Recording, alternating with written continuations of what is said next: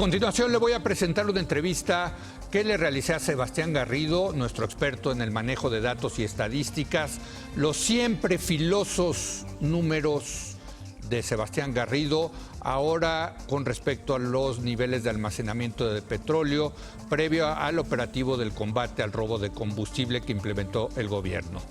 Va a ver usted los datos que nos presenta a continuación. Acompáñeme a ver esta entrevista. En pleno arranque del operativo contra el huachicol, 10 de las 75 terminales de almacenamiento y reparto, las famosas TAR de Pemex, de 9 estados del país, tenían inventarios de cero barriles de gasolina, según cifras oficiales de la Secretaría de Energía. Y pues quien hizo este análisis es nuestro experto en materia de números, esos números que causan tanta polémica, de Sebastián Garrido, profesor investigador del CIDE. Sebastián, ¿cómo estás? Muy bien, Leo, ¿cómo estás? Muy buenas noches. Un gusto saludar. Pues cuéntanos, a ver, ¿qué hiciste? Pues mira, estuve siguiendo las conferencias de prensa desde diciembre, digamos, de que inició el anuncio. De hecho, me fui un poco para atrás para entender cuándo fue la primera vez que plantearon este plan. El primer registro que yo tengo es el 7 de diciembre, cuando el presidente López Obrador anuncia que él tiene pensado pedir que modifiquen la ley para que el robo de combustible se califique como delito grave. Pasan 20 días y el 27 anuncian el plan. En medio ya de las vacaciones. Exacto. Todo el énfasis en la información que ellos han presentado, que ha presentado el gobierno, tanto el presidente como el director de Petróleos Mexicanos y la Secretaría de Energía, tiene que ver en el costo que implicaba para nuestro país el robo de combustible y, por otro lado, los logros que han conseguido en un corto periodo de tiempo. Pero no se habían dicho nada sobre el nivel de los inventarios de gasolina en todo el país. Entonces me puse a buscar datos, no fue fácil encontrarlos y de hecho, por desgracia, en este momento ya no están disponibles porque la página se cayó. Y no si quieres, te puedo creer. Si quieres regresamos. La página de la Secretaría de Energía está tirada. El portal de hidrocarburos, donde tenían información y datos abiertos para descarga, no está disponible desde el sábado pasado. No, bueno, puede esto ya ser es un escándalo. Mera de coincidencia, no. Pero ojalá que, porque además la ley de hidrocarburos establece que hay una obligación legal de parte de la autoridad de publicar la información semana con semana.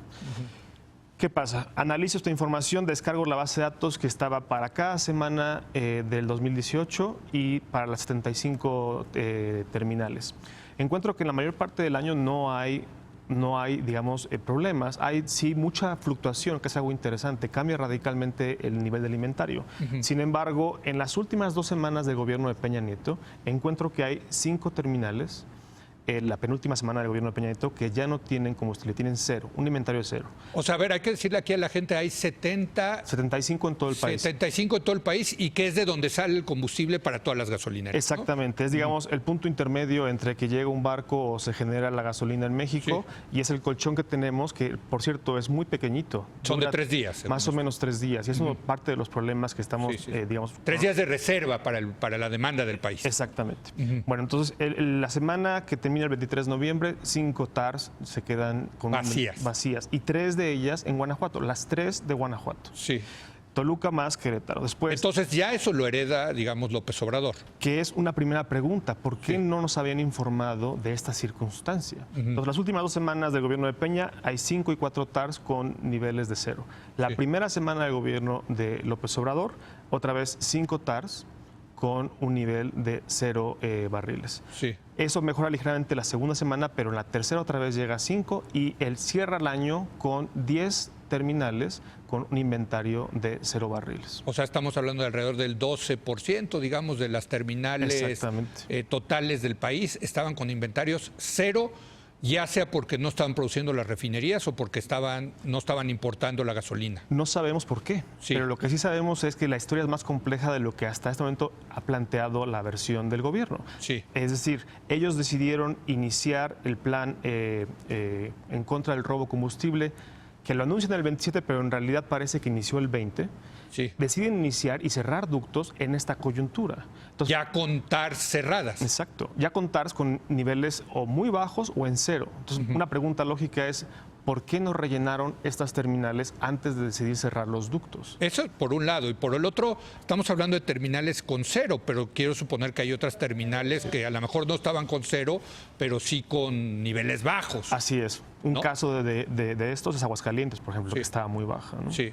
Y si tú, digamos, no es pública la información respecto a la capacidad de cada terminal, entonces no podemos saber en qué porcentaje estaban. Pero sí podemos calcular el promedio anual de las terminales. Y vemos muchos casos donde los estados, digamos, el inventario estatal está por abajo de su promedio anual en las últimas semanas del año, ¿no? Exacto.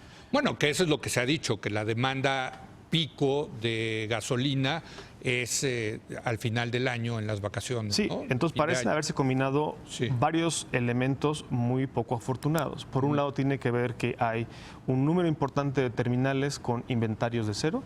Por otro lado, ayer publicaba en Twitter Jorge Castañeda, hijo, un análisis donde él encuentra que además la producción se reduce de gasolina significativamente. Entonces, tenemos terminales, muchas vacías. Tenemos una caída en la producción, aparentemente, y no sabemos bien qué pasa con las importaciones, porque lo que tenemos son cifras agregadas para todo diciembre, pero no sabemos cuándo fue que llegó la gasolina. Bueno, según Wall Street Journal, que ha causado mucha polémica, sí bajó el número, sí bajó la importación, al parecer, de gasolinas y de crudo ligero que se utiliza para la producción de gasolina, sobre todo en Salamanca. Claro, y yo las cifras oficiales que he visto fueron las que publicaron el día de ayer la Secretaría de Energía, donde muestra que hay, de hecho, un pequeño incremento. Lo que no sabemos otra vez es en qué semana se da este incremento. Sí. ¿Fue que primero no compraron y cuando se dieron cuenta de que había un problema compraron mucho o hay una compra constante? Sería muy útil conocer todos esos datos, ¿no? Ahora, tú ahorita, debido a que está tirado el sitio, no puedes saber cuántas TARS están en cero. No. Y digamos, me parece que el escenario no es nada prometedor. Digamos, si encontramos estos... Mira, te voy a dar un dato que nos permite, digamos, dimensionar la magnitud.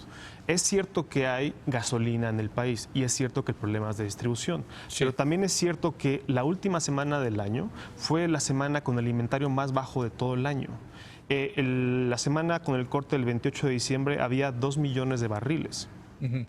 Cuando, por ejemplo, las 4 semanas previas estábamos en 2.5 millones de barriles. Entonces cayó 500 millones, perdón, de 2.5 millones de barriles, sí, cayeron 500 mil millones de barriles. Pero aquí lo interesante es, a ver, hay dos hipótesis. Una que manejan, digamos, las mentes más suspicaces de que todo esto es una cortina de humo porque en realidad, pues, traían un problema de producción de gasolinas, de importación, etcétera.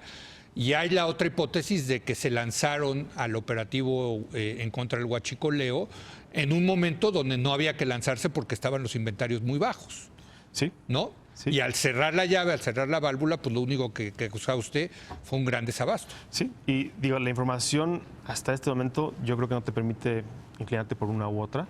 Sí. O si fue la decisión de simplemente combatir el robo de combustible, en esta coyuntura, pues sí parece una mala decisión, ¿no? Sí. Porque era la época con mayor demanda de gasolina de todo el año, otra vez con inventarios muchos en cero y además con una caída en la producción. Es que esa es la combinación. Sí. Vamos a repetirlo.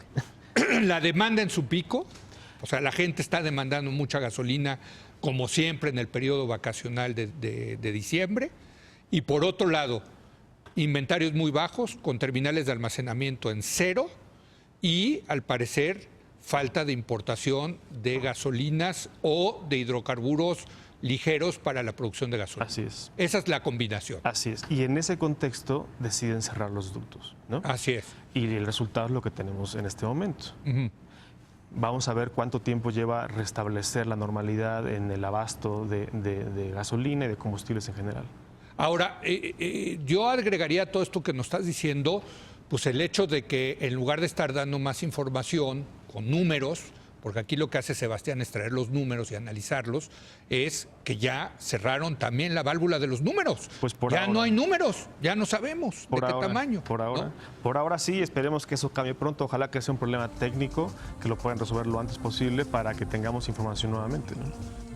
Bueno, esa fue la entrevista con Sebastián Garrido. Vaya números, como siempre, los filosos números de Sebastián Garrido. A continuación vamos a hacer una pausa y voy a regresar a hablar con Santiago Aguirre del Centro PRO sobre qué está pasando en el caso de los 43 estudiantes desaparecidos de Ayotzinapa. ¿Qué podemos esperar de esta nueva Comisión de la Verdad? ¿Cuál es la posición del gobierno de Andrés Manuel López Obrador en este penosísimo asunto de la desaparición de los 43 muchachos de la Normal de Ayotzinapa hace 4 años allá en Iguala? Regresamos.